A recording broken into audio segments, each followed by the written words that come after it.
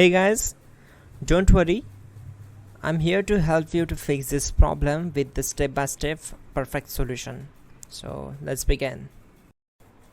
Now click on advanced options, then select troubleshoot, select advanced options and then select command prompt. It will open command prompt window. Now type chkdsk space /f space /r space c colon and hit enter. Now we need to wait for some time to complete the process. Type c colon, then hit enter, then type cd space c colon / and hit enter. Type in cd space windows and press enter. Now type cd space system32 and we need to execute this command. For that, simply hit enter. Now type cd space config and hit enter. Now type md backup and simply hit enter. Now execute this command. Type copy space *** space backup and simply hit enter. Now execute this command. Type md space backup1, then hit enter. Now execute this command carefully. Type in copy space ** space backup1, then simply hit enter to execute the command. Now type cd regback and hit enter. Now type dir and hit enter. Now execute this command. Type in copy space ** space ...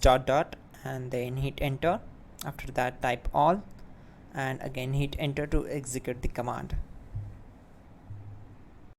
Now execute this command. Type bootrec space /fixmbr and simply hit enter. Now type bootrec space /fixboot and hit enter to execute. Now execute this command. Cd space c colon /. Let's execute this command. Type cd space windows /system32 /config /regback, then simply we need to hit enter to execute this command.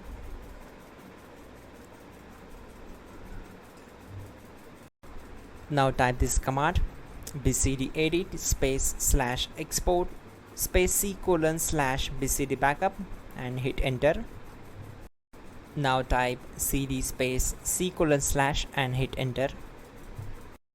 Now type md space boot and hit enter. Type cd space boot and simply hit enter. Now execute this command. Type md space bcd. Now type cd space c colon / and simply hit enter. Type attrib c colon /boot /bcd -h -r -s and hit enter. Type in ren c colon /boot /bcd bcd.old and simply hit enter to execute this command. Now execute this command. Type bootrec space /rebuild bcd and simply hit enter to execute this command. Type exit and simply hit enter. Now click on continue. It will restart your system. So that's it guys, your problem is solved and you are good to go.